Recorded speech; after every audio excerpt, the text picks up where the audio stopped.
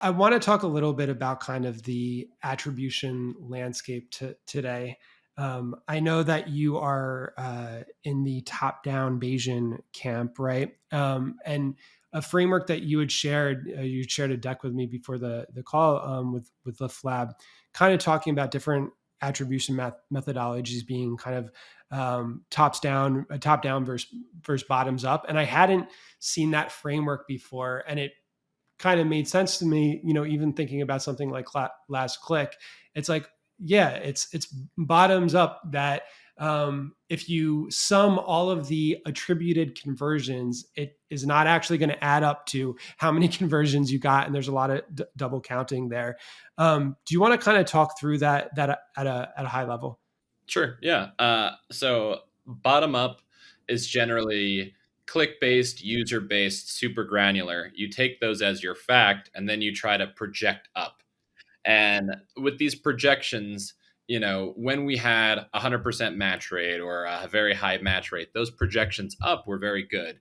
But with iOS 14.5, GDPR, CCPA, IP relay, all these things coming out, the match rates from these publishers are getting smaller and smaller. And because of that, your projections have to be on a larger and larger percentage of your sample. So with that, you're starting with a fact that's a much smaller percentage of your foundation, and then trying to extrapolate that up to what you think it's actually doing for their business. Now, with a shakier foundation and higher levels of assumptions, Android is doing this. We know the ratio of Android to Apple is that. So therefore, we think Apple's doing this, or all those kind of fuzzy math logic kind of things where you're no longer trying to understand why something happened and more what happened through your forecasting. So when you start bottom up, you sometimes get really wonky numbers because one assumption between, your truth and what you're saying, there's a lot of assumptions in between. Now, a top down approach is let's start with the revenue and the spend. This is what happened. This is what the shareholders care about. This is what your stock price is. Well, it's not based off of your stock price.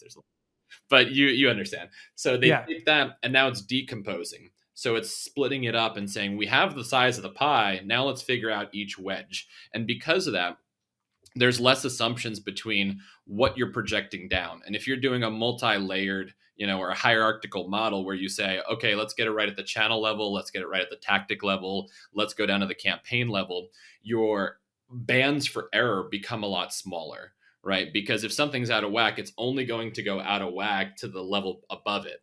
And that's kind of where it limits the amount of error that you could make overall with bad data. Now, clients come to us with a variety of good and bad data. And, if you have flat, even spend, it tells us nothing. We don't know what's your baseline or what that's doing for you. So you have to create some better data because, I'm of the opinion that better data is better than any model. You can throw a model, like you could throw any model at great data and get roughly the same results. And if you have bad data, all the models will be okay and then require like a PhD making a whole bunch of assumptions, but it wouldn't be any better assumptions than our clients who have the market context. So this is kind of where if you're bringing in bad data or if you're having data that doesn't tell us much, it's how do we create better ones? But how do I missed the part of how I got here. Right. Yeah, and I think there's a lot of there's a lot of chatter around the negatives of last click.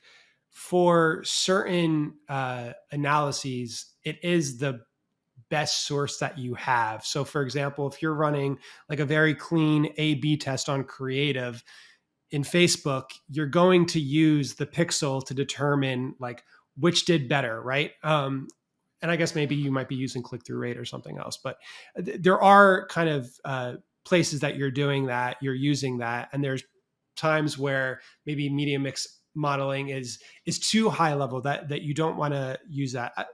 Um, I, I like the approach, and it's very interesting how you talk about this kind of combination of running lift tests to inform your model and being kind of cyclical in that way. Um, can you kind of go into a little bit more detail on tactically what that looks like? So if a client's onboarding to LiftLab and they're like, hey, listen, we just want to test a bunch of things, right? Like we want to understand where we're wasting spend, where we can optimize. Can you help us create a budget testing framework to do that? How do you kind of approach that? Yep. So I think the first thing is like with last click, I like it for one thing, which is determining how qualified an audience is. That's it. It doesn't tell you how well the ads work. It doesn't tell you anything except for how qualified is this audience. If you're going broad mass reach, probably less qualified, lower click through rate. If you're doing your branded, exact match keywords on Google search, probably highly qualified. So last click is great for that. Now, if you have equal qualified audiences, which you could do on platform because they do their randomized through ghost ads or through intent to treat, you can use click through rates provided that the A and B groups are matched pretty well to make those optimization decisions. Now, with Bayesian models and geo tests, they're a little bit more of a sledgehammer in a good way, right? Because it's you want to know what impacts your revenue the most, so you want to move this to be able to see what happens, and you want to do so in a fair and comparable way. With these different platforms testing different ways, different, like as I mentioned earlier, it's apples and oranges, the outcomes for a lift test. If I have an incrementality test on Google and an incrementality test on Facebook, the methodologies that get to that lift value are vastly different. So you can't just say, I got higher lift on this than that, therefore I should shift my budget. So the first thing is the consistency between channels at a macro level. And this is where agile mix model, marketing mix models, all these things are kind of those big sledgehammer type measurements to say, if I move this, I don't care about all the details, what happens? Now, if you do care about the details because you're working on a specific publisher, you're a digital marketer where you're focusing solely on social, solely on search, whatnot, then you care all about the details. And that's how do you optimize once you get your budget for your book, how do you make it as efficient as possible? Now, with LiftLab, we're assuming that your play on the field is the best one you have, right? So we draw the curve, we figure out the diminishing returns curve, and we say, what is the efficiency of your investment given all your settings? Now, you're going to want to optimize those settings and make them better. And a lot of our clients figure out ways on platform to say, hey, since all the measurement on this one platform is even and the audience could be even, we can test super granularly and use identity level signals because their match rates are the same in both groups, the AB groups, the control exposed groups, all that, which is great because we're not comparing it to someone else and the assumptions for both are the same. So for comparative things on platform and below, I do love platform testing because identity level stuff will allow you to have larger samples than geos. And because of that, you can have more resolution. So I think really my cutoff is, a tactic or above. And a tactic could be like, Google prospecting, or sorry, Facebook prospecting versus Facebook remarketing.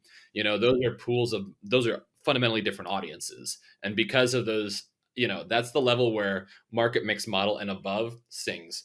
Below that, we do have campaign level reporting, and with enough historical data, enough variance, etc., we do get reads on that. But if you want quick, creative level tests, you should do that on platform because running a geo test, creative A versus creative B, seems to be a little bit of an overkill for kind of what you're trying to solve for, and you'd rather have rapid iterations.